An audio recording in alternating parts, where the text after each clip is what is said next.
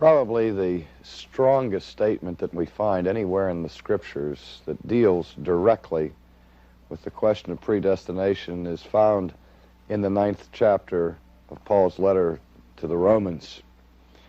In that particular text, he deals with the election of Jacob rather than Esau. And not only does this text speak heavily to the matter of predestination in general, but it also has significance for the controversial question of whether or not predestination is double. So let's take some time in this session to look at the 9th chapter of Romans and give attention to what the apostle says in it. I will begin in verse 9 of chapter 9. For this is a word of promise. At this time I will come, and Sarah shall have a son. And not only this, but there was Rebekah also, when she had conceived twins by one man, our father Isaac. For though the twins were not yet born, and had not done anything good or bad, in order that God's purpose, according to his choice, might stand, not because of works, but because of him who calls, it was said to her, the older will serve the younger, just as it is written, Jacob have I loved, but Esau have I hated. Now here, when Paul seeks to illustrate his understanding of divine election, he uses, for purposes of illustration, an example of two men. And I think that it's significant that the two that he chooses are brothers. And not only are they brothers, but they are twin brothers. That is, they have the same family, the same background, the same geographical location.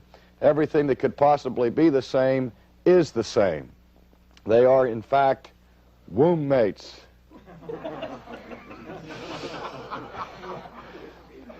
Thank you. Get a little punchy after we study predestination for this long.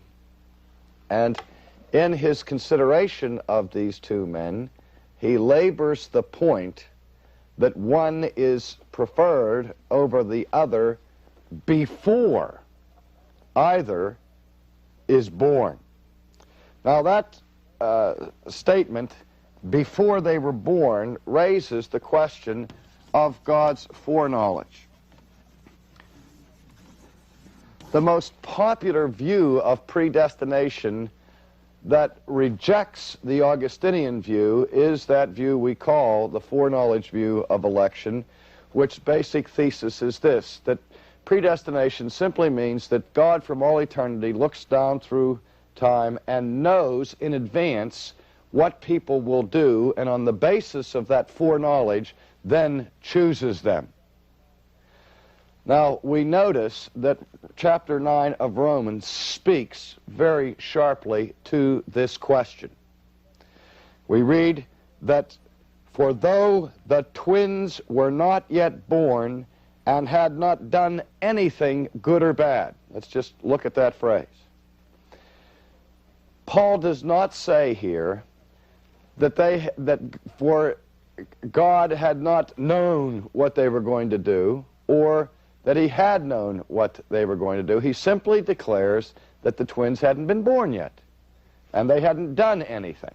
So all the text explicitly teaches is that God's choice of Jacob over Esau was made before they were born. Now the foreknowledge view would agree that God's predestinating choice is done at the foundation of the earth before anybody's born. Everybody agrees that predestination is accomplished in the mind of God before people are born. But the foreknowledge view says that the choice is made before people are born, but in light of what God knows they will do after they are born. Now we have silence in this passage with respect to that question specifically. But if ever in biblical content there was an awkward silence, here it is. What I'm getting at is this, that if the apostle had any desire to make clear that the electing, predestinating actions of God are done with a view to the future actions of man, this would have been the place to say it.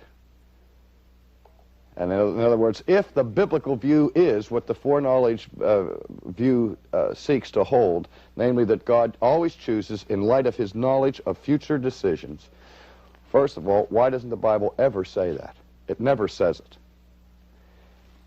And if it ever had the opportunity to say it, here it is. But not only is it not said here, but Paul takes the time to say that though the choice was made before they were born, before they had done any good or evil. We have to ask the question, why does he include that? If his purpose was to communicate a foreknowledge view of election, the addition of these words would certainly confuse the people of God, wouldn't it? But let's go on further. Though the twins were not yet born, had not done anything good or bad. Now what's Paul's concern here? In order that God's purpose, according to his choice, might stand. The emphasis, again, in the passage is on God's purpose, and that what Paul is saying is that the reason why the decision is made before they're born, before they've done anything good or evil, is so that it's God's purpose who will stand. Do you see that the flavor of this passage is totally opposed to the concept of a foreknowledge view of predestination? Do you see that? I mean, what other reason could we give for the apostles emphasizing this fact that they had not done any good or evil? Not even have they not done it in space and time, but by implication, even in the mind of God. That is, from God's perspective, there is no good or evil that is taken into consideration here. Because the conclusion is, the reason why he states that, the reason that the apostle gives for having said it this way, is that the purpose of God might stand, according to his choice. Not because of works, but because of him who calls. The foreknowledge view says that God looks down into the future and he sees that some people will make the correct choice and others will make the incorrect choice. And what the foreknowledge view suffers from is that election in that view is based upon a good work. Believing. This is the work of God, to believe in the one whom he has sent. The supreme good work is to place one's trust in Jesus Christ, in one sense of considering the biblical concept of the good work. But Paul is saying here that it is clearly not because of human works, but because of him who calls. The Arminian view, in its various styles and shapes and forms, bottom line, makes the final decision for our salvation rest upon a human choice, not upon a divine action. And I think Paul is annihilating that position here as strongly as he could possibly do it by emphasizing the fact that it is not because of works, but because of the one who calls. That the accent and the credit for your redemption is to be given to God. To God alone is the glory. And now in order that this purpose might stand, and that it not be because of works, but because of him who calls, it was said to her, the older will serve the younger. That is, the reason why God made this choice was to demonstrate the supremacy of him and his purpose. As it is written, Jacob have I loved, but Esau have I hated. I'll come back to that phrase in a moment because I know that provokes all kinds of problems with the idea of hatred. But look at verse 14.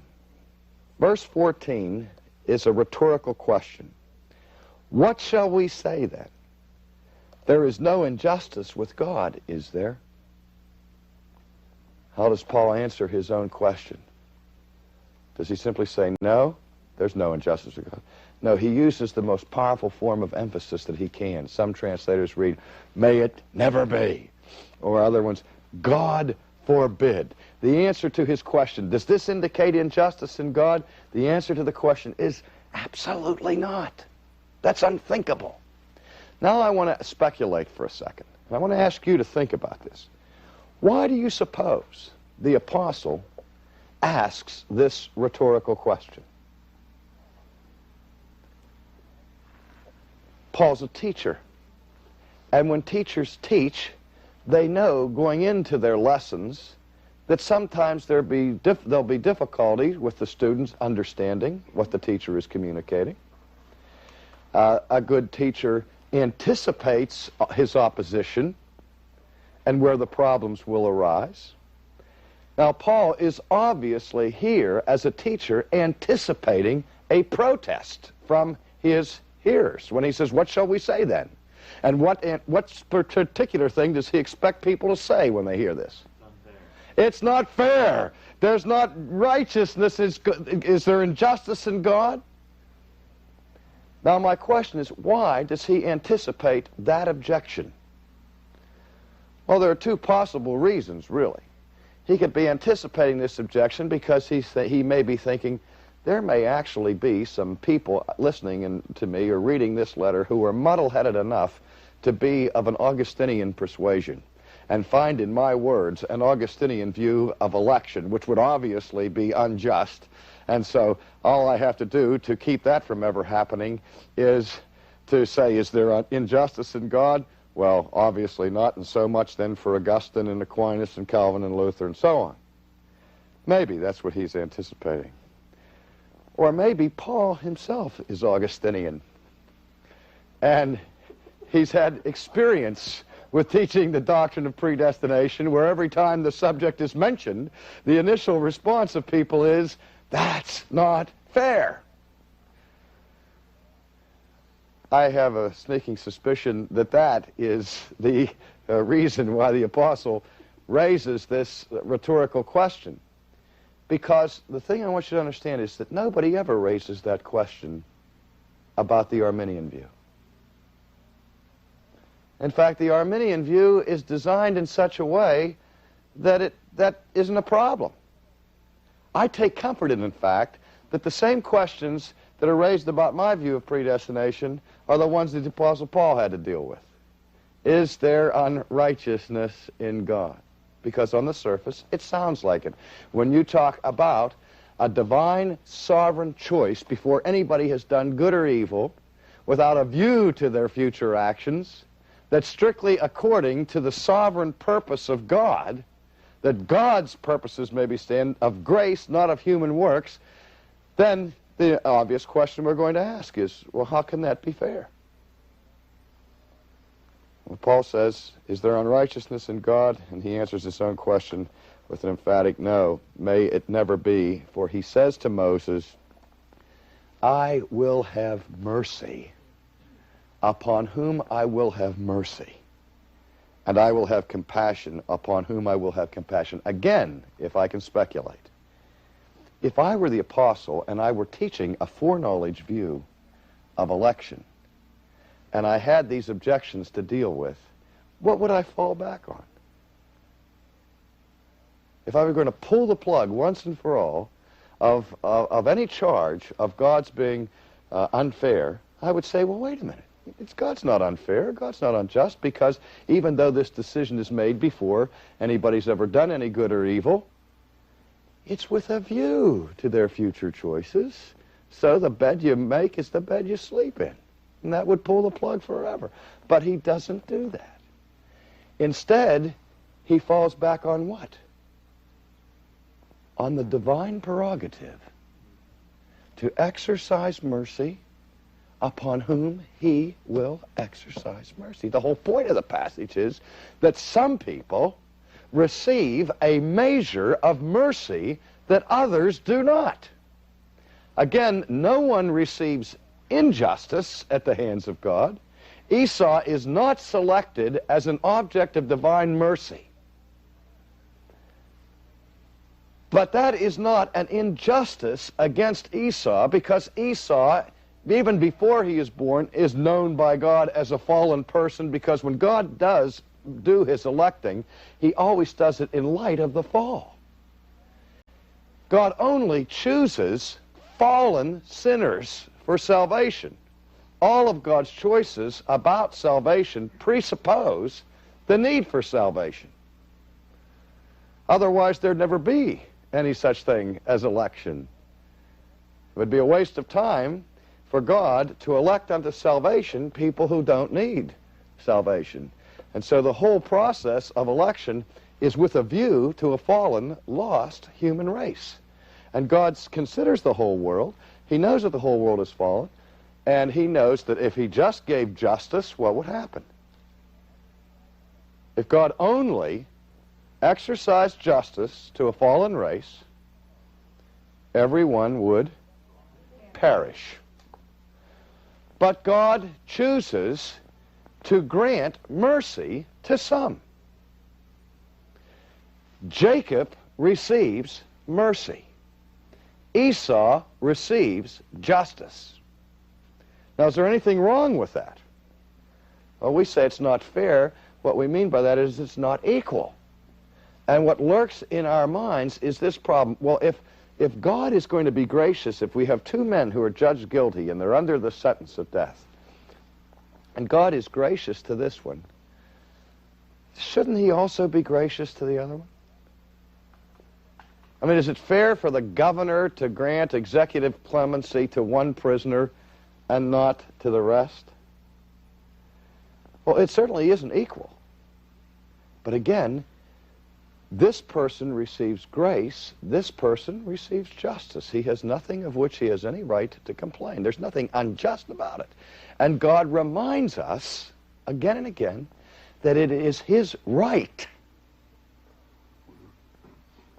to grant his mercy upon whom he will grant his mercy. And if he grants mercy to one, he is not obligated to give it to the other. Again, if we think that God is ever obligated to be merciful, what does that mean? We're not thinking about mercy anymore. Because mercy, by definition, is not obligated. Mercy is something that God does voluntarily. He's not bound to do it. He doesn't have to do it. He's not required to do it. He does it out of the sheer goodness of his heart. And we can never say to a merciful God, and this is the thing that scares me, I hope you will never say to a merciful God, God, you are not merciful enough.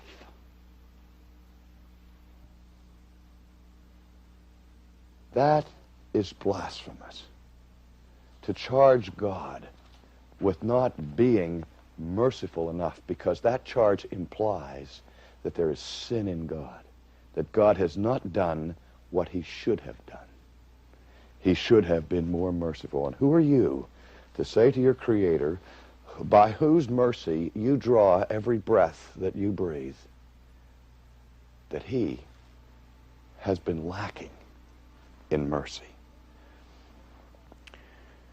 For he says to Moses, I will have mercy on whom I will have mercy, and I will have compassion on whom I will have compassion. Now, the coup de grace, the verse that I think should, in all honesty, end Arminianism forever. So then, here's the conclusion.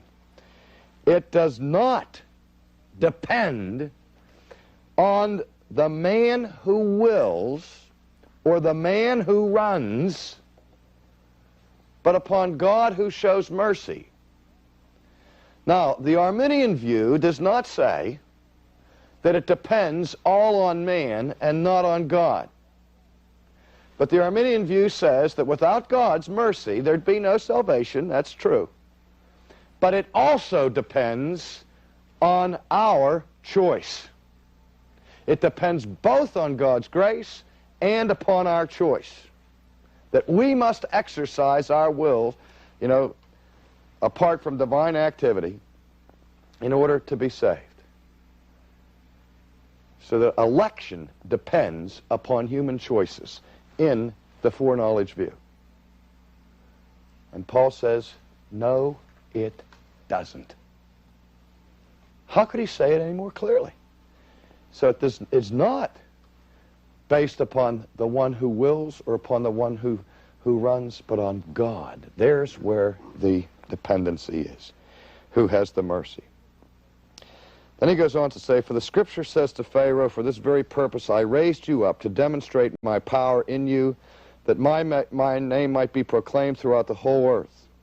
So then he has mercy on whom he desires, and he hardens whom he desires. Now that is a hard saying. Let's take a look at that for a moment. I mentioned earlier this problem of Jacob have I loved, Esau have I hated. What does it mean that God hates Esau? When we use the English term hate, we think of an attitude that comes from a posture of malice. And we are forbidden to hate people. We are called to love even our enemies. But is there any way that the Bible uses the term hatred that does not carry that sinister connotation to it?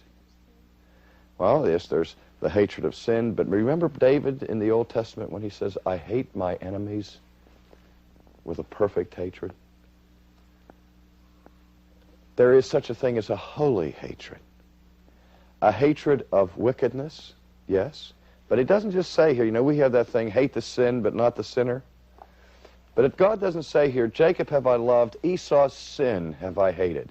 It's Jacob have I loved, Esau have I hated. Here you have antithetical parallelism going on in a Hebrew mode. And all that hatred means in this passage is the absence of this special divine favor. Where God is giving a special divine favor, a gracious action, a loving action to one, he withholds from the other. It does not mean that God has these terrible inward feelings of malice towards Esau. But God does withhold this particular divine favor from Esau. Jacob is given a gift that Esau does not receive. That's all the Jew means by that. But this raises the question of whether or not predestination is double. I've heard many, many people say, I believe in predestination, but I can't stand double predestination. There are two different views of double predestination that have been presented throughout church history and have been vying for acceptance.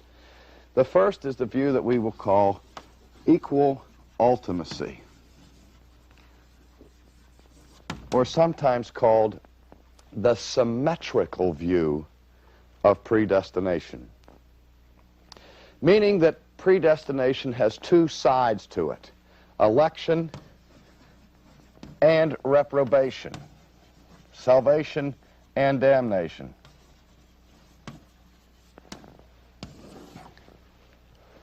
And that the way God works on both sides is in a symmetrical way. That God works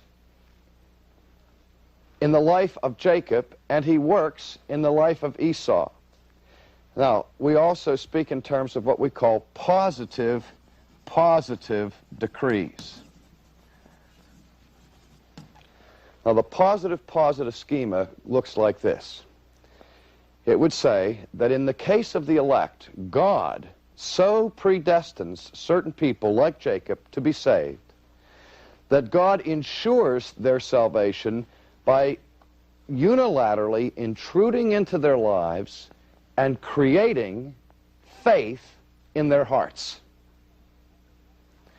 And in the case of the reprobate, God also so predestines their damnation that he intrudes into their lives by creating evil or unbelief in their hearts. So that there's a positive action in the lives of both people, creating faith in the life of one man and unbelief in the heart of the other. See what we mean now by symmetrical view. That view has been overwhelmingly rejected by Augustinians and Calvinists. That is not the Augustinian view. Some people call it hyper-Calvinism. I think that is a serious insult to John Calvin to call it hyper-Calvinism, because it's not hyper-Calvinism, it's sub-Calvinism, or worse, anti-Calvinism. Hyper-Calvinism would mean super-Calvinism. Calvin would not appreciate that particular nomenclature. Rather, the Augustinian view is that predestination is certainly double, because not everybody is saved, that there are two sides to it. Some people are elect and some are not. So we have two sides of the coin, and we have to deal with both sides of the problem. However, the schema is positive, negative.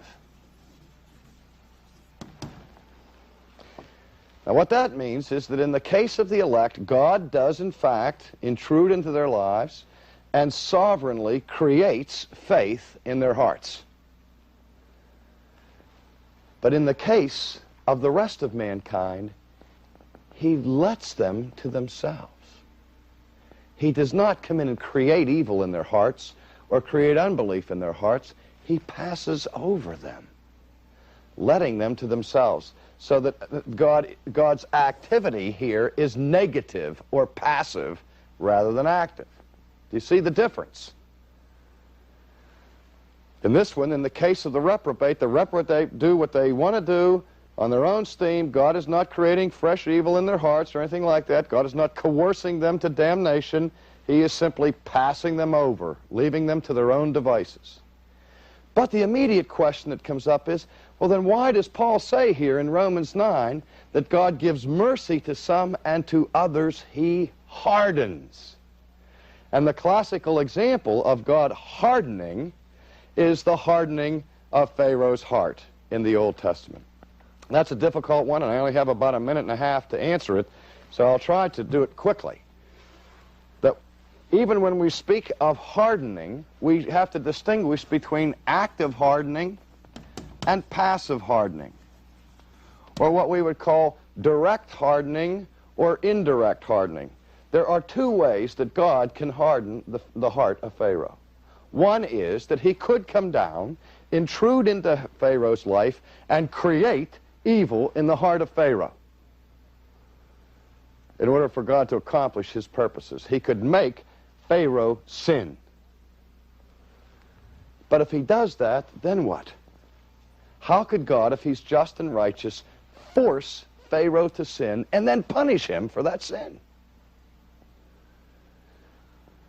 That would make God the author of sin, which is an absolute no-no, biblically. But there's another way Pharaoh can have his heart hardened. Remember that Pharaoh is a sinner. And all of us are sinners. But all of us have our sin, to some degree, checked and restrained by certain opposition around us that keeps us from being utterly depraved. When men achieve levels of power where they become outside the bounds of normal restraints, their ability to sin freely increases. I mean, the only thing that's keeping Pharaoh from being utterly wicked is the restraining power of God. It certainly wasn't the government of Egypt that was keeping him in check. Only God's restraints were keeping Pharaoh from being more wicked than he actually was. If God wants to harden Pharaoh's heart, does God have to create fresh evil there? All he has to do is remove his hands. and give Pharaoh all the space he needs. And that's how Pharaoh's heart is hardened, which is itself an act of divine judgment, a just act of divine judgment upon him. And the gospel does the same thing in the lives of the reprobate.